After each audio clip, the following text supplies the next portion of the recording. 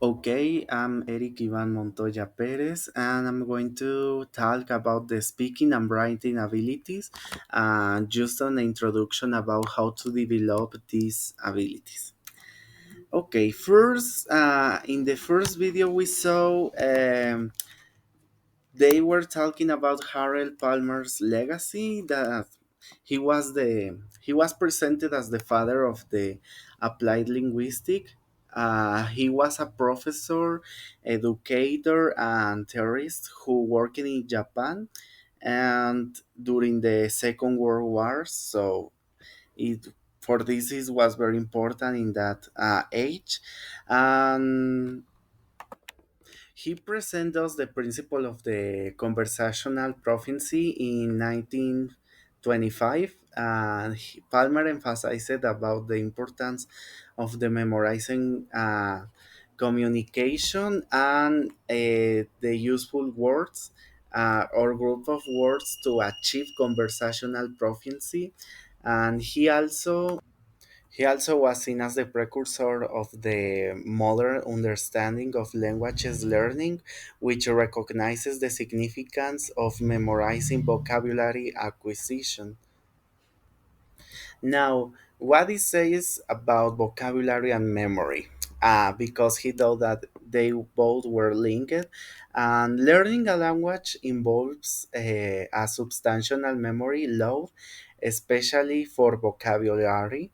And to teach the B1 level in language proficiency, one needs to know around 3,000 words and use it correctly in common phrases. He also mentioned the common and frequency words, and Palmer highlighted that the importance of memorizing frequency words and phrases which we now identify as throughout corpus linguistics, and this include collocation, formulaic expression, phrasal verbs, and idiomatic expression as well. He said that conversations are more fluent when speakers can recall and use this sequency without structuring sentences word by word. And he also thought that this approach claims in reducing the pauses and enhancing the natural flow conversation. Now I'm going to present you more important authors that they had an outlook similar to this author and similar to the video about the writing and speaking abilities. So now the first one I'm going to present is the Stephen Krashen. Stephen Krashen is well known for his hypothesis, which state that language learners acquire language by self, comprehensible. He also suggested that we need an emotion filter. For example, the more anxious or the motivation in language acquisition, he suggested that the slower effective it will be, and the low anxiety, the high motivation. So for having a really good experience acquisition language, we need to reduce the anxiety levels. And for me it's very important. I think I agree with this theory because we can see that inside our classrooms when we, instead of speaking correctly, we when we feel anxious, we don't do that correctly, no. Then we have, well, James Paul G, he wanted to have a link between the discourse analysis. For example, he wanted to make connection about the writing speech and the conversational speech. I mean, the way you write something, the way you're going to speak, and how it is used in social context. He also have literacy studies, and he emphasizes about the importance of understanding the social practices He suggested that literacy is not just a technical skill. He also thought that involves cultural and social dimensions. So he thought that we need to link it all these factors just to create a better speaking and writing performance. Then we have Lev Vygotsky. He has a very important key contributions about social interaction theory and collaborative learning. According to the social interaction theory of Vygotsky, he thought that social interaction plays a fundamental role in the development of cognition.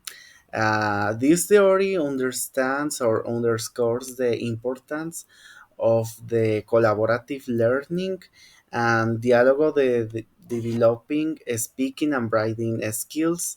So for this, Lev Vygotsky is very important in this theory, as such as the other authors, because with all of them, we know more about how social interaction and social context are very important for our writing skills and conversational as well. So, in my own conclusion, I would say that each author is linked each other, and I think they fourth agree that for us, the social interaction are very important to develop our skills, especially writing and speaking performances that we were talking about here. And then my classmate is going to talk about other authors. So, Well, now I'm going to talk about uh, the speaking skill, which was in the second video.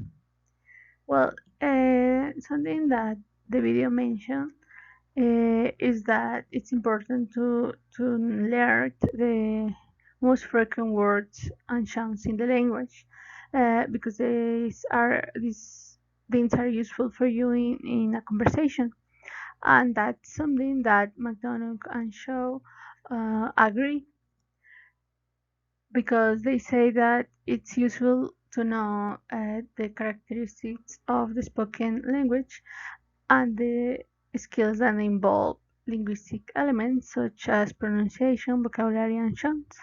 And chants are these words used together in an expression. And they are useful because they are called motor receptive skills that we use in a conversation.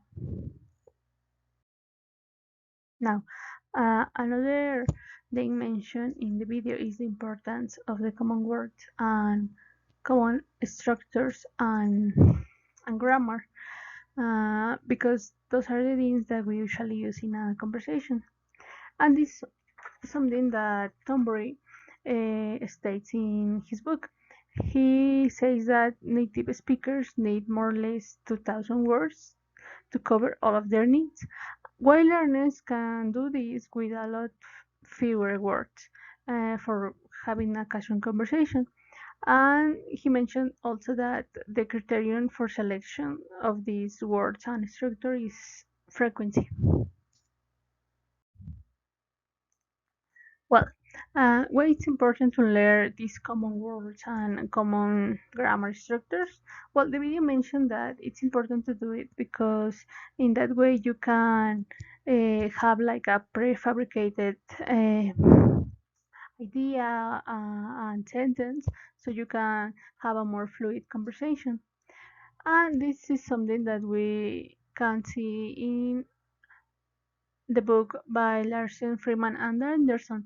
They say that when we are teaching speaking, we should not focus only on the part of speaking, but on some specific linguistic items like particular vocabulary or structure, because those are the important things that we are going to use when we are having a conversation. So it's important to raise learner consciousness regarding to these specific items.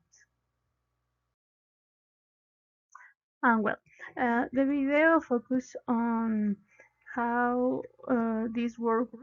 like collocation, inspiration, phrasal verbs, phrases are important because those are the things that native speakers use. So if we want to have a fluid conversation with them, we should learn what those expressions mean. And this is something that Burns and Siegel also state. They say that speakers must manage a combination of accuracy, fluency, and complexity, so they acquire the knowledge of language systems like vocabulary, grammar, structures, and more. So basically, the speaking skill is really really important because it's a productive skill uh, that it's useful to for us to communicate our ideas. And we can see some points there like basic communication, like understood others and be understood by others. Also, we can see that it's important memorizing grammar, vocabulary, and structures so we can have a fluid conversation and speak it smoothly. That means that we don't hesitate when we are trying to say some things, and that we are able to express our ideas in a clear way. It's also useful to learn all those things to make better sentences, so we can communicate better what we believe, what we think, etc. And uh, also, we can say things in the right way. We don't make mistakes, so there are not like a miscommunication or something like that when we are trying to say our ideas. And with that, we finish explaining the writing and speaking skill. Here you can see a reference, and we hope you like the video and could understand better about these two important skills. Thank you.